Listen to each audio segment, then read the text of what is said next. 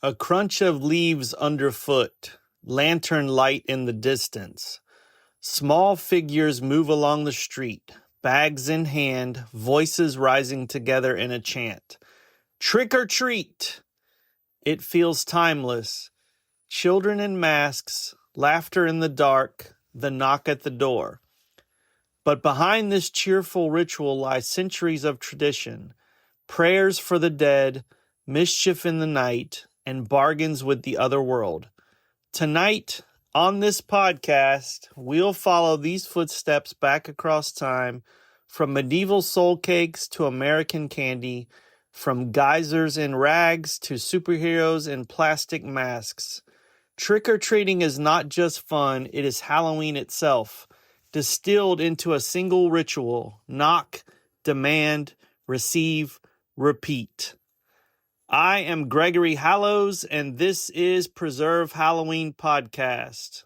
So welcome back. On today's podcast, we will peel back the wrapper on Halloween's sweetest and most enduring tradition, trick-or-treating. On the surface, it's simple. Children are in costumes, you got candy at your door, but its roots run deep into the past, into Christian prayers for souls, into pagan door-to-door processions, into nights of mischief and fear. And like the jack-o'-lantern, trick-or-treating reveals the heart of Halloween. It's a dialogue between the living and the dead, between the household and the outsider, and between order and chaos. So, our journey begins in medieval Britain. On All Hallows Eve and All Souls Day, the poor would go to door, begging for food in exchange for prayers for the dead. These gifts were often small round pastries called soul cakes, and they were marked with a cross. Those who received them promised to pray for the souls of the household's loved ones, and the belief was simple. The more prayers, the faster the soul might pass through purgatory. This was charity, it was ritual, and it was a transaction all at once. For these prayers, they just got rewarded, right? So children often took part in this souling, carrying lanterns and singing songs. One of them is a soul cake, please good missus, a soul cake. 1 for Peter, 2 for Paul, and 3 for him who made us all. That's just one of the many songs related to this practice. But in that song, you get the bones of trick-or-treating. You get the knock at the door, you get an offering, you get the chant, and then the exchange of goods. In Scotland and Ireland, souling blended with older pagan traditions of guising. Children and young people would disguise themselves in masks or costumes, and they would go door to door, reciting verses or performing small tricks in exchange for food or coins. The disguise was necessary and essential. When the veil is at its thinnest, on these nights when spirits roamed, to cover your face was to confuse the dead. They didn't know who you were. And to play the role of a ghost or a witch was to blend in. It was a way of staying safe. Costumes became both protection and a way to play on that night. The echoes to modern Halloween are unmistakable. The masked figure at the threshold, they're half guest, they're half intruder. You don't know if they're going to trick you, if they're going to just be happy with the treat.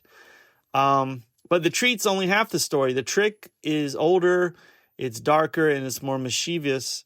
In parts of England, Germany, and later United States, America, autumn nights became excuses for pranks. Gates would become unhinged, windows soaped, carts overturned, put a cow on a roof. You know, there's a lot of stories of mischief that would happen on these nights. In the United States, these became known as Mischief Night or Devil's Night.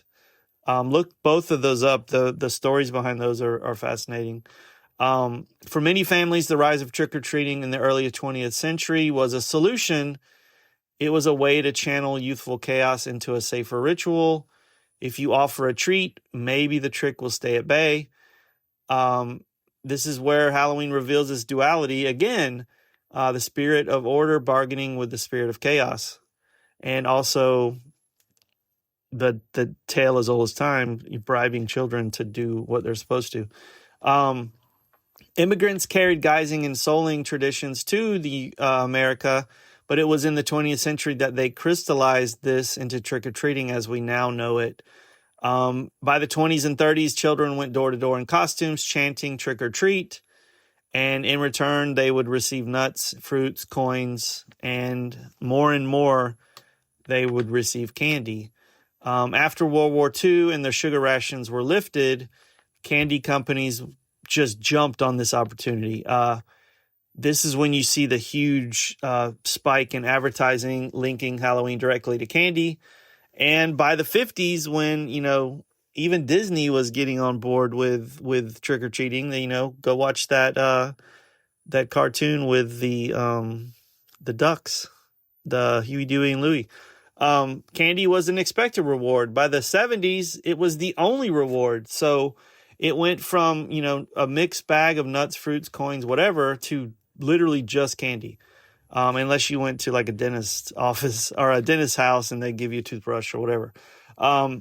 So this ritual that was once tied to prayers for the dead was now tied to candy, chocolate bars, and candy corn if you like the devil's candy, the devil's earwax.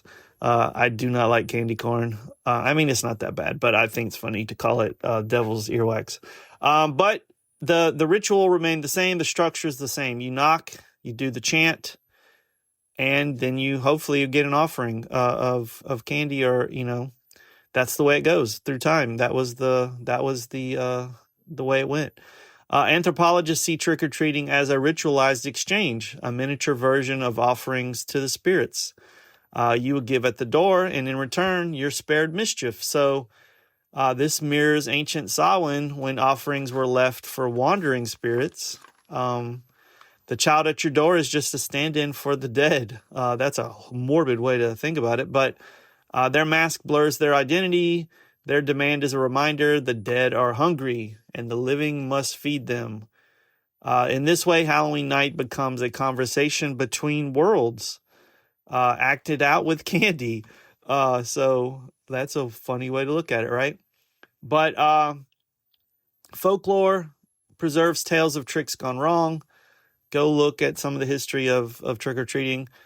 Pumpkins would be smashed in the streets. Outhouses would be overturned. Fires would be lit. And this was all, in the spirit of pranking and the trick part of trick-or-treat. In the 30s in America, police struggled with the scale of Halloween vandalism. It was huge. Newspapers debated banning the holiday. City governments and city councils, they debated banning the holiday. But adults, as they were, found a clever way to combat this. Let's give the children candy. Let's hype them up. Let's give them some sugar, right? Let's appease them with something, even though they don't deserve it. A bribe, a distraction, a ritualized offering. And so trick-or-treating became a huge thing. It flourished, and it transformed this menace into fun. And like the jack-o'-lantern, trick-or-treating is taming chaos. It's turning your fears into festivities. And it became a huge thing, especially by the mid-20th century, trick-or-treating was everywhere. Costumes were sold in stores, often made of paper and plastic.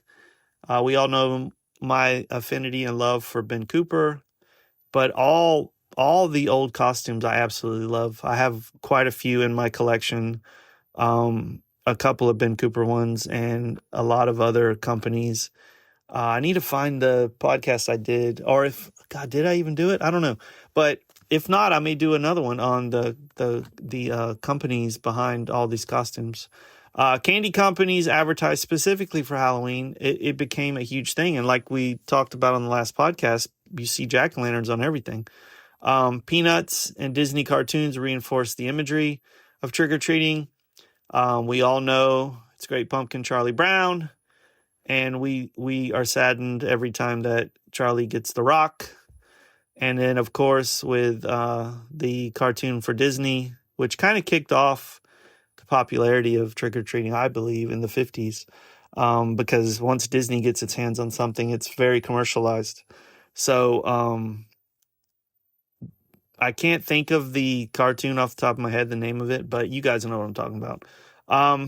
And for a lot of people, this commercialization seemed hollow.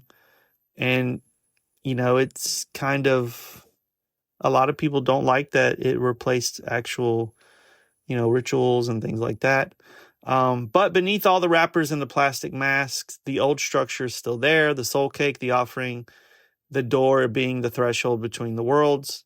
So symbolically, it's still, if you think about it, it's still representative. But now, in modern times, trick-or-treating faces new challenges, not just the changing and becoming just so candy-centric. People are fearing candy being poisoned. There's, stranger danger.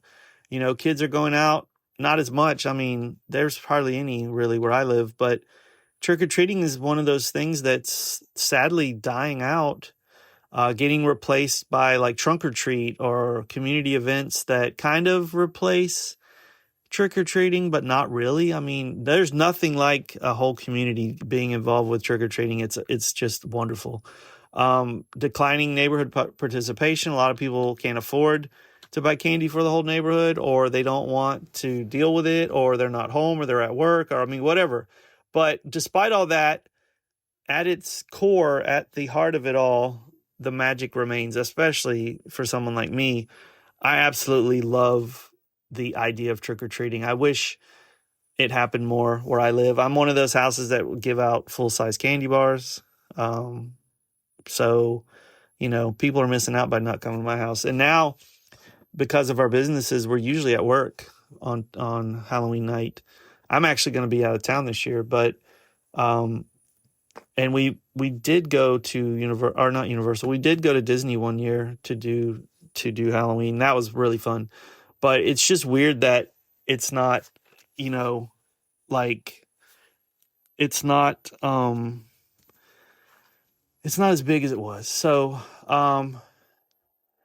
adults still offer tribute. The ancient bargain continues. Children still dress up.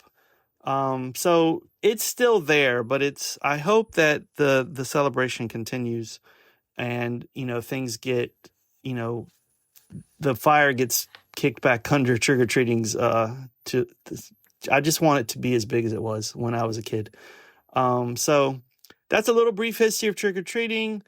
On our next episode, we're going to enter the house itself, not to receive candy at the door, but to explore the haunted space inside.